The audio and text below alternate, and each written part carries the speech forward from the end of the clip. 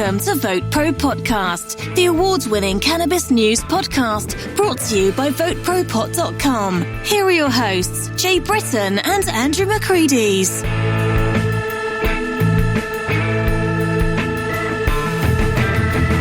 Welcome to another episode of VoteProPot-Cast. Hi, this is Andrew McCreadys alongside Jay Britton. Today's a very special guest, is a pioneering cannabis entrepreneur, activist, author, and on-screen personality, and all-around nice guy. He co-founded several iconic cannabis businesses and organizations, including Harborside Dispensaries in Oakland, California, one of the first dispensaries licensed in the United States, Steep Hill Laboratories, the first dedicated cannabis laboratory, ArcView Group, the first cannabis investment firm, and the National Cannabis Industry Association, the industry's first trade association. Most recently, he co-founded the Last Prisoner Project, a nonprofit vowing to get every last cannabis prisoner out of jail. We're thrilled to have him with us today, the father of legal cannabis. Please welcome Steve DeAngelo. Thanks so much for having me. Great to be here. Okay, Steve, I noticed that you use the word cannabis a lot. How do you feel about the slang terms? Because a lot of people seem to be critical of that. Slang terms for cannabis? Well, look, I use the word cannabis because I'm a public figure, and I think that part of what I'm trying to do is take the misinformation and the stigma and the propaganda out of the public dialogue around cannabis. I think that you know, there are a lot of different names for cannabis. One reason for that is that we've had to speak in code to each other. Because it's been illegal for so long. And so people have come up with a lot of very clever ways of disguising what they're talking about. And one of the interpretations of the source of the term marijuana is that it was actually one of these codes, that what happened was that cannabis came to Mexico with the conquistadors, but was appropriated by the native curanderos, who then adopted it into their system of healing medicines. And when the church in Mexico found out about this, they banned it. And at that time, the name that the curanderos had for cannabis was Pipil Zintlis. It's a really cool name. It translates to noble little lords in English. But they couldn't use that name anymore because the church was hip to it, right? So one of the theories, and nobody really knows whether this is true, is that marijuana means Juana, stuff of Maria, Mary's stuff. And, of course, it'd be a lot more acceptable to talk about Mary's stuff than it would be the noble little lords in the context of an oppressive Catholic church. So I'm of two minds, right? On the one hand, I think that a lot of loaded terminology has been used, that the word marijuana was used by Harry Anslinger and other prohibitionists to demonize cannabis and people who use cannabis and make them seem foreign and alien. On the other hand, I celebrate the endless creativity of cannabis culture and the different ways that we've been able to keep our identity alive over all of these decades and in some cases centuries of repression. We have people that call in a lot and write us, and I mean, some of them get really angry if we use any term other than cannabis. That's why we were kind of wondering. One of the lessons that the cannabis plant teaches us is to be flexible, right? And to do what works, not get too hung up on it. So I try not to get hung up on it. All I ask is that all of us who care about the plant think carefully about the words that we do use and the context in which we use them. And so, you know, if you're appearing in front of a city council or you're on a news interview, cannabis might be the more appropriate term to use.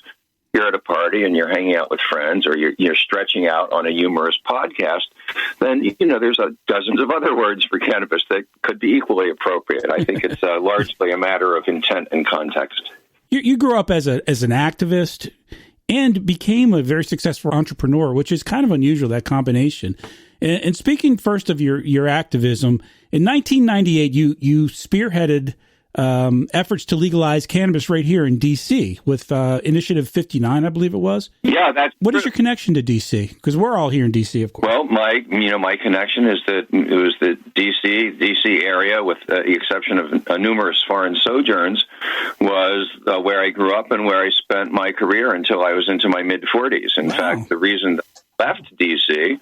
was that Initiative 59 was really just the culmination of about 25 years of activist work on my part. And we won that election. It was from our point of view, a hard-fought campaign. We carried it with 69% of the votes. We carried every single precinct in D.C., and as you guys know, that's a rare event in any election. Any election, yeah. Any election in D.C., because unfortunately, we, still in D.C. to this day are a racially divided city. We actually had to sue the District of Columbia government in order to get them to count the vote on that initiative after Congress threatened to cut off all funds to D.C. If they implemented the initiative. So despite, what we viewed, and at that time was, the largest margin of victory for any cannabis initiative anywhere, it took 12 years before there were significant changes in Congress and in the D.C. Government before it could be implemented. So, I thought that was a kind of poor reward for 2+ decades of activism, and I had been involved in Prop 215 tangentially in California and was aware of what was going on. So I made the decision to leave D.C. and come to California, which I saw as more fertile grounds. So were you raised in D.C. proper or outside of D.C. or in the suburbs? It was in the suburbs until I was old enough to make up my own mind about where I wanted to live. So, variously, my family lived in PG County, Silver Spring. Wow, okay. That's our stomping grounds, brother. Boulder, it was like Shaw and Adams, Morgan, and Mount Pleasant. Sure. Yeah, so that's my stomping grounds. And the truth about my career is that really becoming a activist and an entrepreneur were happened in the same moment for me, which was basically immediately after I was introduced to the plant. Right after I experienced cannabis, I had a few thoughts in quick succession. One was, wow, this stuff is really great, and I want it to be in my life. Where do I get it? How much does it cost? Well, if I buy a little bit more than that, how much does it cost? And how much can I sell the little pieces for? And I started in my entrepreneurial mind at 13 years old, starting doing those calculations. And then another thought quite immediately was, well, I'm not willing to be a criminal the rest of my life, so we have to change the laws. So it was really, the two things happened at once. From my point of view, if the government was going to make cannabis illegal and create an illegal cannabis trade, there was no more appropriate vehicle to use to raise money to end the cannabis laws than that cannabis trade. And so at a very early age, I made spreading this plant as far and as wide as I possibly could, with or without a license, a core part of my philosophy. Now, Steve, I've noticed that big corporations are becoming more and more involved in the industry throughout the country. And I believe that's inevitable, if not necessary, for the industry to grow and achieve its potential. But is there going to be room for small businesses, and what can we do to sort of ensure that? Well, we really need to make sure that there is room for a variety of different kinds of business models. Every other consumer in the United States has an opportunity to choose from small-scale craft producers all the way up to, very large scaled-up operations from luxury brands to budget brands and everything in between. And cannabis consumers deserve no less. What we need to do is ensure that the regulations provide for a level playing field. And when I say level, I don't mean just, in terms of the language of the statute, but that we really do create opportunities for small producers, that we really do create opportunities for people of color who have suffered disproportionately from cannabis prohibition.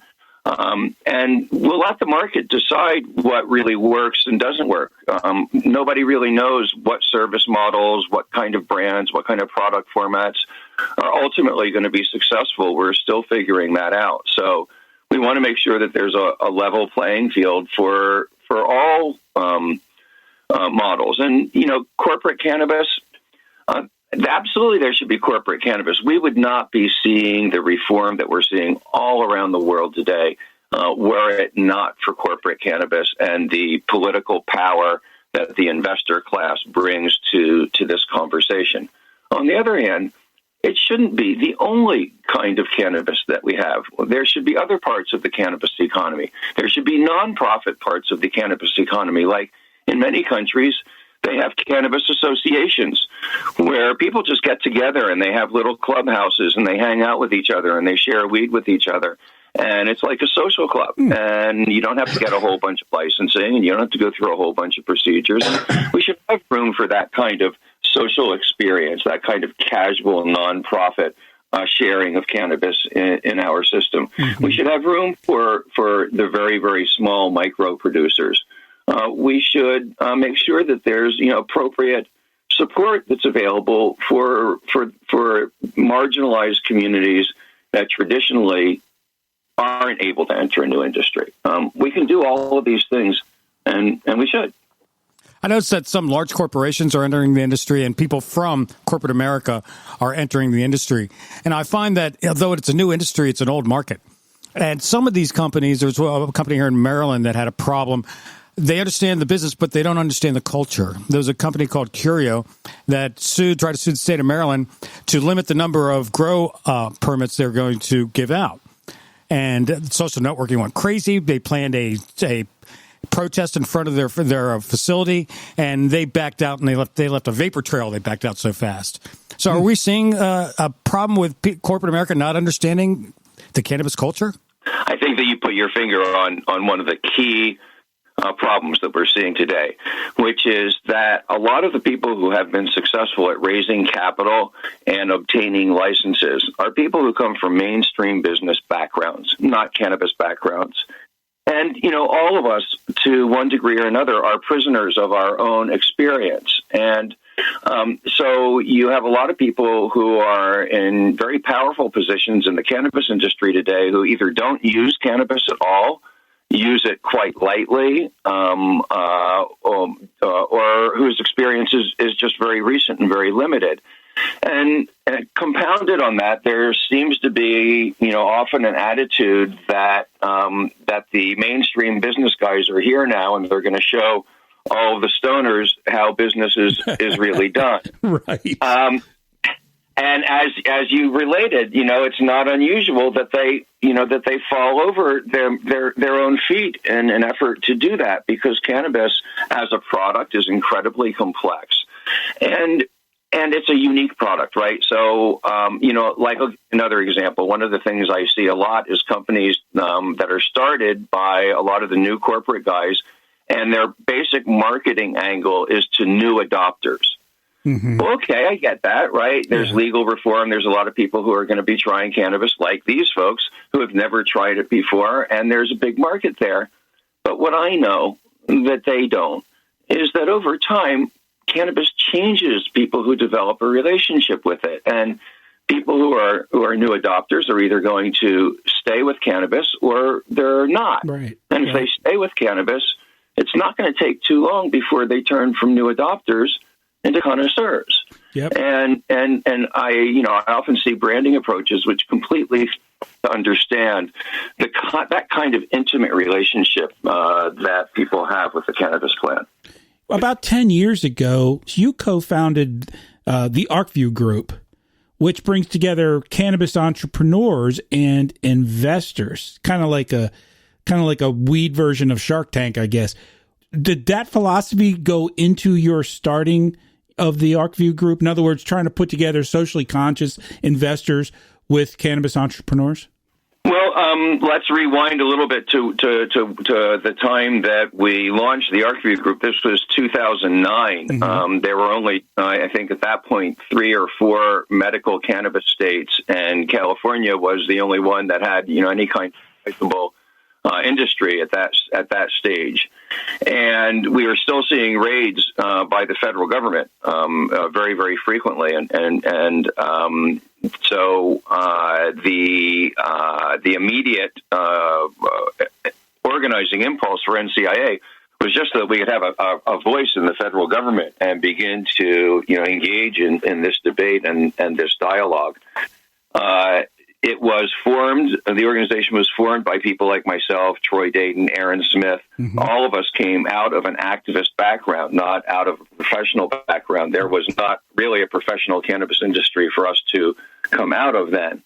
And so the NCIA was imbued with our activist ethos and the lessons that we all believe that cannabis teaches us. And one of those lessons is to be radically inclusive, to make sure that there are not people who are left out of anything. Right? Just as human beings in general, we want to make sure that we have a wide embrace and that everybody has a place. And so that ethos, I think, was imbued in NCIA just implicitly because of who we are and what our orientation towards the world is. Let's talk about the Last Prisoner Project. This is something near and dear to our hearts because we talk about it a lot. And with new regulations coming out and, trying to incorporate expungement into those regulations, let's just throw a couple statistics at you here. There are over 40,000 individuals currently incarcerated for marijuana offenses in the U.S. And in the past decade, there have been over 15 million people arrested for cannabis. So you have co-founded an organization called the Last Prisoner Project. Tell us about it. Well, the purpose of the Last Prisoner Project is very simple. It's laser focused, and that is to bring every single cannabis prisoner home, to see them released from prison, return to their families, and given a decent shot at rebuilding the lives that have been stolen from them. The people who carried this plant through these years of prohibition aren't criminals. They're heroes who defied unjust laws to bring this incredibly valuable healing plant to light. And but for their efforts, we might well not be in the place that we are today. And so it's just a matter of simple, basic justice. Society has decided that this is no longer a crime. We all know that it never should have been a crime. And so people who are in prison now should not continue to be punished. Certainly not when we also have a legal industry that has already produced billionaires, more than one. Right. So you've got people making millions and billions of dollars off cannabis, and at the same time, you have people sitting in a jail because they had a couple joints on them in Georgia. It makes no sense at all. It's crazy. So what kind of things is Last Prisoner Project doing to move this ball forward? Well, the biggest accomplishment that I can announce to you is that Harvest, a large multi-state operator, has pledged to fund and is in the process now of developing our reentry retraining program. And this is a program that train people who are doing time on cannabis charges or who have been recently released to be able to come into the legal cannabis industry.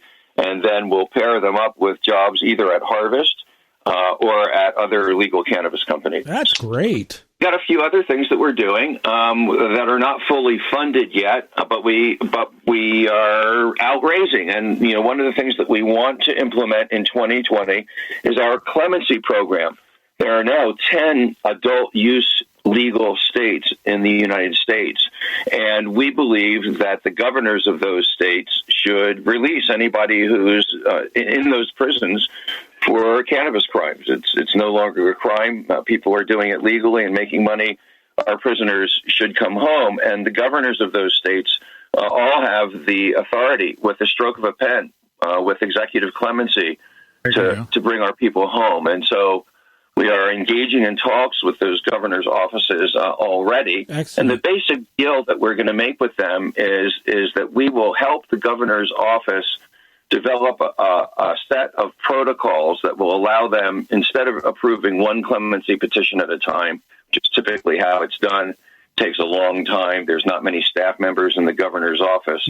Instead, we want to develop a list of parameters. If you meet these 8 points, Mr. Prisoner, and you don't meet these 3 points, then you qualify for executive clemency.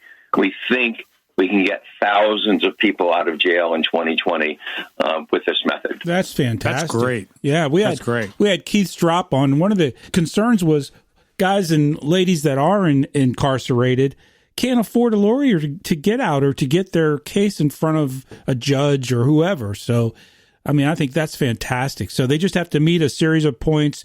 In other words, there was a nonviolent and, it was a possession, that kind of thing. Yeah, exactly. Right. See, the issue is that, no governor's office has very many people assigned to the review of clemency petitions. And typically they're very politically sensitive things, because if a governor releases the wrong prisoner and that prisoner does something that's outrageous, it could reflect poorly on the governor's next election. And so they're politically sensitive decisions, and there's only one or two people in any governor's office reviewing them. So there's just a bottleneck, right? But what we're saying is, look, in the case of thousands of cannabis prisoners who are nonviolent, who don't have any kind of record of other criminal behavior, there's a number of other parameters that could be looked at, but there would be parameters that were agreed upon with the governor's office. And then any prisoners who hit those parameters would be eligible for the clemency. And then what we would do on our part is we have already recruited a small army of pro bono attorneys who are just eager to work with individual prisoners and write up these individual clemency petitions. So we are going to need a fairly significant amount of money in order to fund that program, because we are going to need to have staff to coordinate with the governor's offices, to train all of the pro bono attorneys, to do all of the legal fees and filings, et cetera. But we think that it's a great way to get thousands of people out, really just in the course of a year. And I tell you, folks that are listening, you can go to Last Prisoner Project, I believe it's .com or is it .org, Steve? That's .org. .org, and you can donate. Please do. I mean, this is a fantastic operation and something we all should be helping out with. And for those of you who are in decision-making roles in cannabis companies, we are there's a couple of programs to tell you about. Number one is our Freedom for All CO program. Any company that pledges $1,000 a month, hopefully more, but at least $1,000 a month, will have the right to place our Freedom for All seal, which is this beautiful seal with a breaking chain on it. Very recognizable on any of their products, website, advertising, whatever, to indicate to consumers that they are supporters of the project. And we believe that cannabis consumers are going to vote with their dollars and reward those companies. That's a great idea. The second program is a program called Roll It Up for Freedom. And we are asking cannabis dispensaries, retailers of all kinds, to offer cannabis consumers the option of rounding up their purchase to the next dollar and then making a contribution of that change to the Last Prisoner Project. Between those two programs, if we can get 100 or 200 companies involved, we think that we can get this, this next level of activity funded.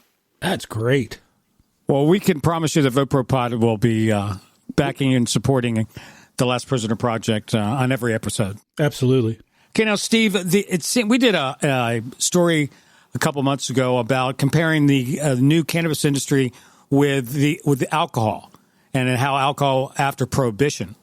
And we noticed that at the end of alcohol prohibition, a lot of the majority of the money invested into the alcohol industry in the United States was invested before it was ever re-legalized, before the 18th Amendment was passed, whatever it was. And so I'm thinking, since the United States has been dragging its feet and all other countries have been moving on, is America going to get left? I sort of think that we're getting left in the dust, and we're sort of missing out. When other countries are establishing international trade agreements, we're sitting on our hands. Are we getting left behind? Or can we make it up? Can we, if once they take it off Schedule 1, will we be able to catch up with everyone else? I have a lot of faith in the power of American ingenuity and innovation, but I have to tell you that the continuing refusal of the federal government of the United States to accept the scientific evidence and legalize cannabis and open up the U.S. public exchanges and give us interstate and international trade represents the single greatest giveaway of American wealth that I have ever witnessed, certainly in my lifetime. We are talking not about billions of dollars. We are talking about trillions of dollars. An industry which I believe is destined between industrial, therapeutic, and spiritual uses of cannabis to be, by dollar value, the most important industry in the world. We created it in this country. Mm-hmm. It was our baby, right? And we are being locked out of participating in it by our own elected officials. Crazy. It is a travesty. It's ridiculous. It's crazy. You know, there's talk about picking the Mount Rushmore of weed, picking out what four people would you put on Mount Rushmore. So besides you, Steve, who are the other three? Well, I think you'd have to put Dr. Meshulam up there. He would certainly be a candidate. Agreed. I think you would also need to think about some of the really brilliant geneticists like Neville Shoemaker, right? Neville, not many people know Neville's name, but Neville was really the first guy to travel around the world to gather together, a wide variety of different seeds and open a seed bank and start selling those seeds all over the world and launch the cannabis genetics revolution, which has now swept the globe. So, though he is little known, I think that you would probably want Neville to be up there. I think you certainly have to have Jack Herer up there. Okay, I think that now there's probably not enough room on this imaginary Mount Rushmore for everybody who I think belongs up there. I think that Brownie Mary, Brownie Mary Rathbun belongs up there. Absolutely. I think that Dennis Barone belongs up there. I think that that John Sinclair belongs up there. A lot of people that can go up on that mountain, man. I mean,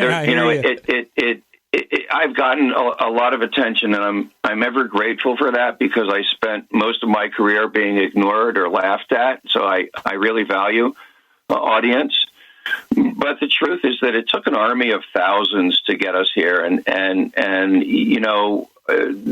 their names are never going to be known. But it was people who really literally risked their lives. I mean, I can't tell you how many times traveling around the country on hemp tour, we were in like old vans that were falling apart and right. And like, somebody would come up to us, like a local grower would come up to us. And not only would they like lay $3 or $4 grand on us, they would invite us home, like even to their grow and stuff. Right. I mean, and so, like, there's a lot of small heroic acts that it took to get us to the place that we are today. Exactly right. You mentioned the cannabis genes and the DNA of cannabis.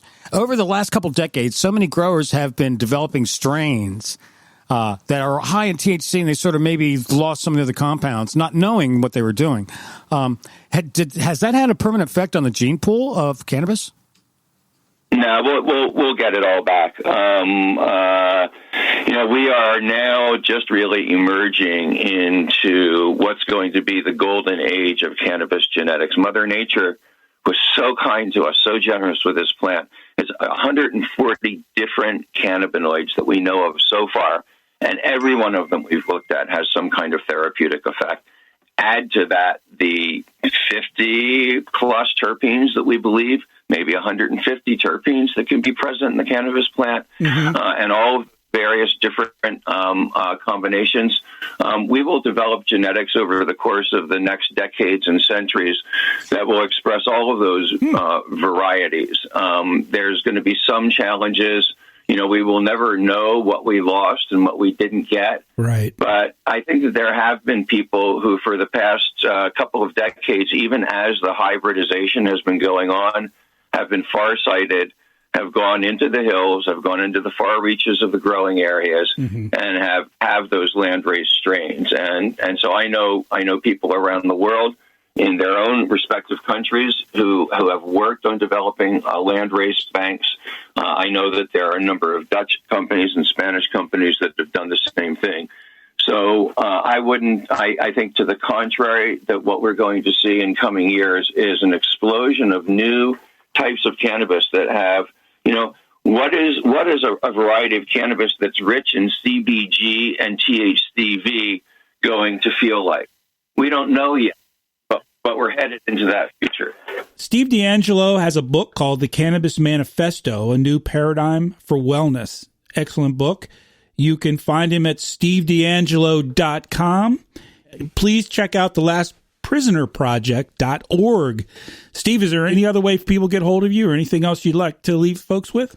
Let's see. I am on Facebook at the Steve DeAngelo, and I am on Instagram at steve.deangelo and Twitter at Steve DeAngelo. Steve, thank you very much for your time. Yeah, Steve, thank you so much. I would love to have you on the show again sometime. I had 6 cards of questions, and I only got through one of them. So, sorry, I stretched out a little bit when I'm given the chance, but okay. I'm always happy to do this. Favorite part of my job. You guys were asking great questions, so I look forward to the next time. One last short one. Any plans on retirement? Is there plans for a Harborside retirement community? Well, there may be plans for a retirement community, but one of the facts about my career is that I'm an old yippie, a member of the Youth International Party, known as the court jesters of the New Left. We came out of the 1960s and roared into the 1970s, and like old CIA agents, old yippies don't retire. Same with us, brother. There you go. Same with us. There you go. Steve, thanks very much. Yeah, man, we love you, brother. You're great, and we're going to be supporting you on every podcast. We appreciate it very much. Be well, guys.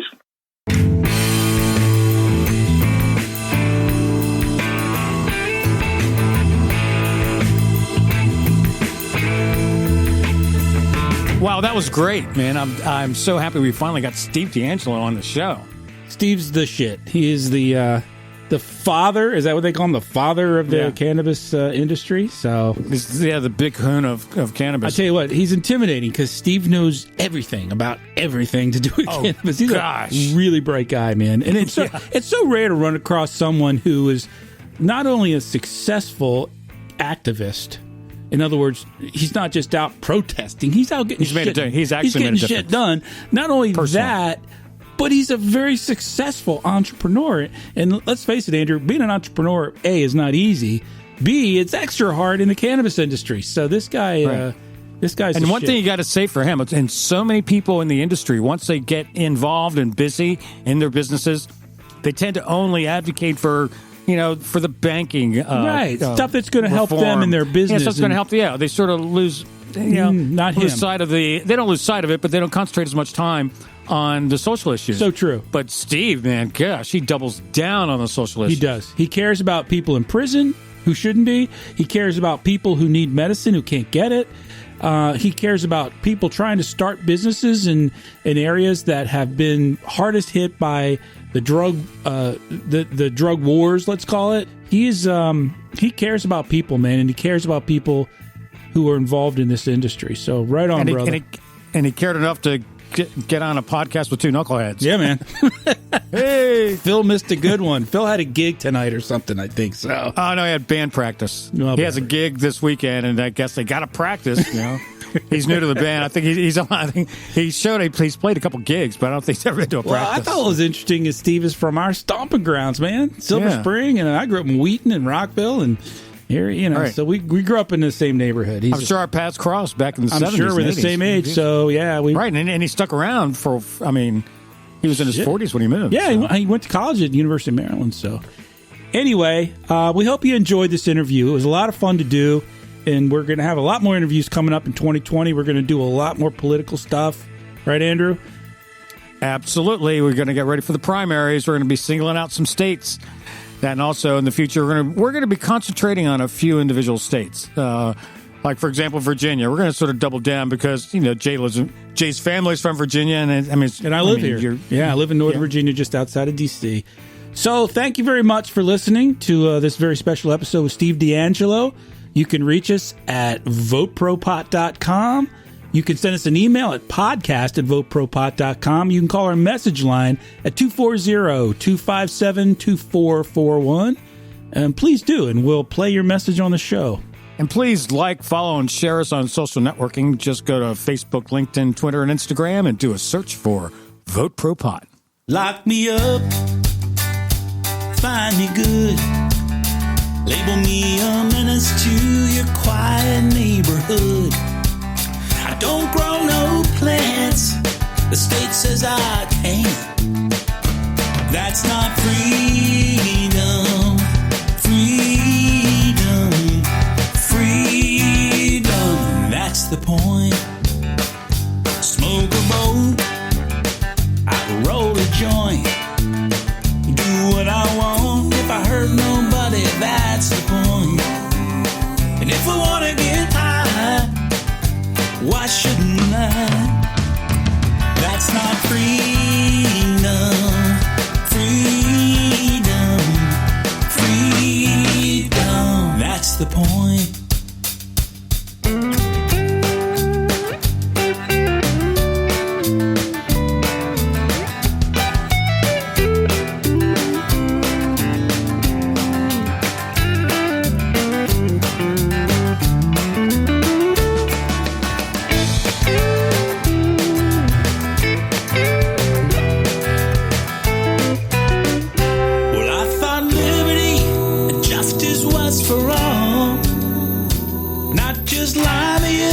And lawyers in D.C.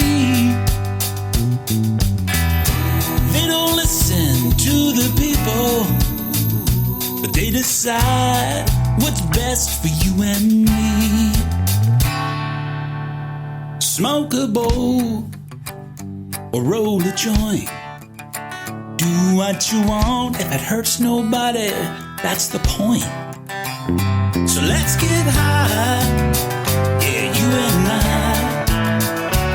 It's called freedom, freedom, freedom.